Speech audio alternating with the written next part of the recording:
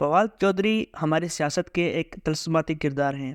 یہ مختلف پارٹیوں سے ہوتے ہوئے آخر میں پاکستان تحریک انصاف میں آئے اور پھر یہاں ٹک گئے۔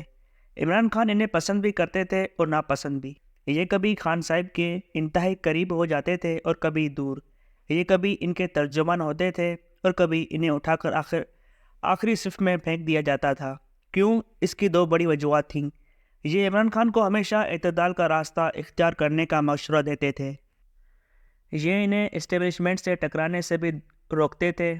ان کا کہنا تھا اسٹیبلشمنٹ سیاستدانوں کی واٹر لو ہے، جو بھی غلطی سے اس میدان میں اتر گیا اس کی حال لازم ہے، وہ پھر زندہ سلامت واپس نہیں آیا۔ دوسرا، یہ واضح دار خاندانی شخص ہے۔ یہ اپنی سیاسی مخالفوں سے بھی بنا کر رکھتے تھے، جبکہ پی ٹی آئی نے دو فرستیں بنا رکھی ہیں، ہمارے لوگ اور ہمارے مخالف لوگ۔ یہ جماعت صدر جارج بش کی طرح لوگوں کو صرف ایک آپشن دیتی ہے، آپ ہمارے ساتھ ہیں یا پھر ہمارے دشمن ہیں، اور اگر خدا نخواستہ دوسرے نے جواب نہ دیا یا ان کی آفر قبول کرنے سے انکار کر دیا تو پھر یہ اس کا نام لوہے کی دیوار پر لکھ دیتے ہیں اور دوبارہ اس کی طرف مڑ کر نہیں دیکھتے۔ میں پی ٹی آئی کی اس کھو کا وکٹم رہا ہوں، چنانچہ میں اچھی طرح جانتا ہوں یہ لوگوں کے ساتھ کیا کرتے ہیں۔ فواد چودھری ان سے مختلف تھا، یہ سب کے ساتھ بنا کے رکھتا تھا، لہٰذا پارٹی انہیں بھی رگڑا لگاتی تھی۔ میری 2014 میں پی ٹی آئی سے فاصلے پیدا ہوئے۔ میں نے عمران خان کے دھرنے کی مخالفت کی تھی۔ میرا خیال تھا آپ نے اگر ایک بار زبردستی سڑکوں کے ذریعے کسی مرتکب حکومت کو گرا دیا تو پھر ملک میں کوئی حکومت نہیں چل سکے گی۔ کوئی نہ کوئی جتھا آئے گا، وزیر اعظم کو کھینچ کر نیچے اتارے گا اور حکومت ختم ہو جائے گی، اور اس کھیل کے آخر میں ریاست بھی فارغ ہو جائے گی۔ پی ٹی آئی نے اس زمانے میں تازہ گالی اسکواڈ بنایا تھا۔ انہوں نے میرا فون نمبر اس اسکواڈ کے حوالے کر دیا اور پھر میں 10 سال ان لوگوں سے گالیاں کھاتا رہا۔ میں نے اپنی آزادی رائے کی بڑی بھاری قیمت ادا کی، لیکن عزت کیونکہ اللہ تعالیٰ دیتا ہے، لہٰذا اس کے باوجود میرا کچھ نہیں بگڑا۔ میں آج بھی اپنی جگہ موجود ہوں، جبکہ گالی اسکواڈ ذلت اور بربادی کا رزق بن گیا۔ یہ پارٹی کی بھرپور مخالفت کے باوجود شو میں بھی آتے رہے اور ملاقاتیں بھی کرتے رہے، اور ان کا یہ رویہ صرف میرے ساتھ نہیں تھا، یہ پی ٹی آئی کے تمام مخالفین سے رابطے میں رہتے تھے۔ ان میں سیاسی جماعتوں کے قائدین بھی شامل تھے، میڈیا پرسنز بھی، بیوروکریٹس بھی اور فوجی قیادت بھی، لہٰذا اقتدار سے فراغت کے باوجود آج بھی لوگ ان کا احترام کرتے ہیں۔ پی ٹی آئی میں بدقسمتی سے فواد چودھری جیسے لوگ بہت کم ہیں۔ آپ اگر فرصت بنائیں تو عامر ڈوگر، علی محمد خان، اسد کیسر کے بعد یہ فرصت ختم ہو جاتی ہے۔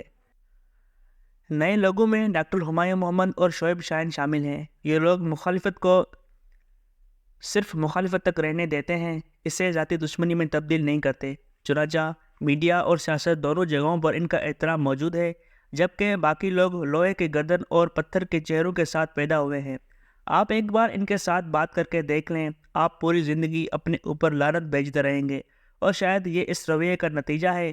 یہ لوگ مشکل وقت میں مکمل طور پر اکیلے رہ گئے۔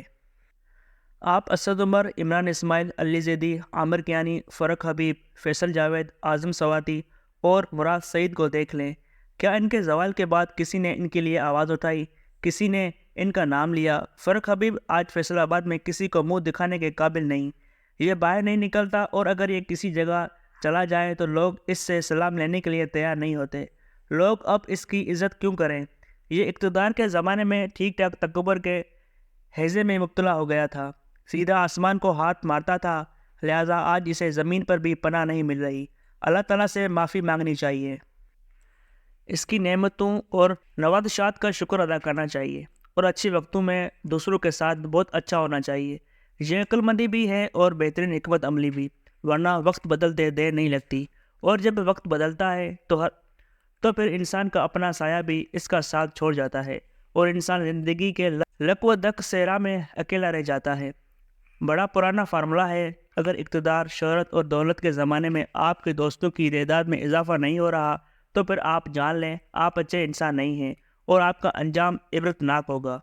فواد چودھری ایک اچھا انسان ہے، اس نے اچھے وقت میں لوگوں کے ساتھ بنا کر رکھی، اس نے آسمان کی چادر کھینچنے کی حماقت نہیں کی، لہٰذا لوگ آج بھی اس کا احترام کرتے ہیں، اور میں بھی ان لوگوں میں شامل ہوں۔ یہ اس وقت نیب کی حراست میں ہے۔ اس پر 3 انتہائی دلچسپ کیس بنائے گئے ہیں۔ پہلا کیس ملتان کے ایک اسکول سے پائپ چوری کا ہے۔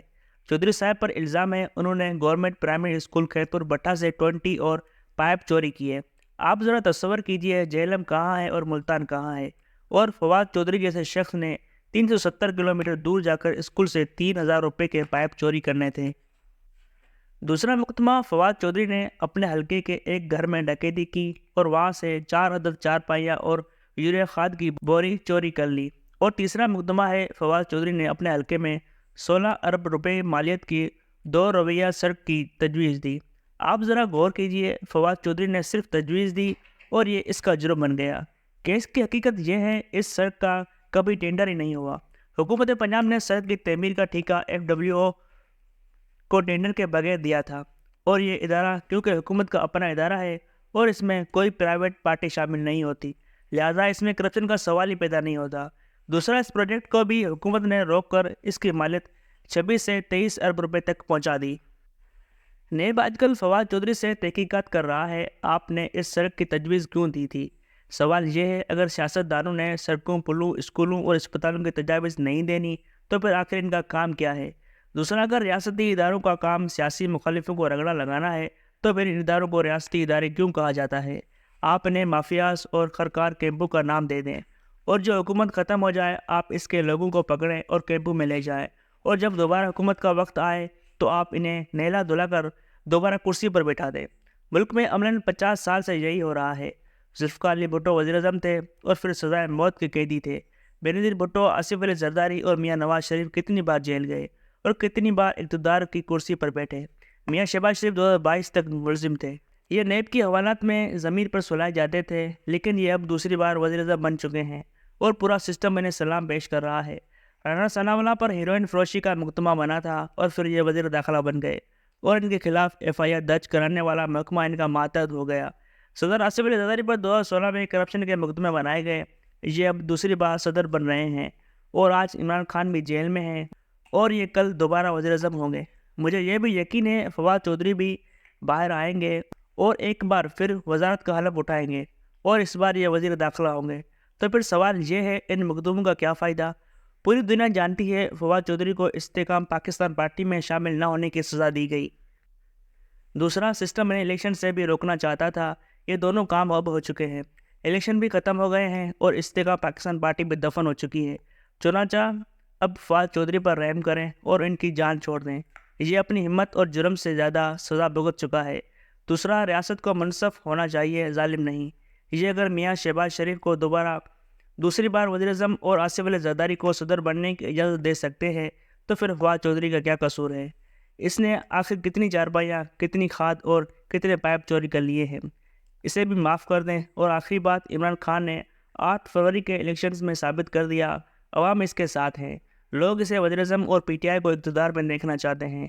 ہم جتنی جلد یہ حقیقت بھی مان لیں گے، ملک کے لیے اتنا ہی اچھا ہوگا۔ یہ مصنوعی نظام ڈیلیور نہیں کر سکے گا، چنانچہ ریاست اسے بچانے کے لیے اپنا وقت اور انرجی ضائع نہ کرے۔ آخر میں کسی کے ہاتھ بدنامی کے سوا کچھ نہیں آئے گا۔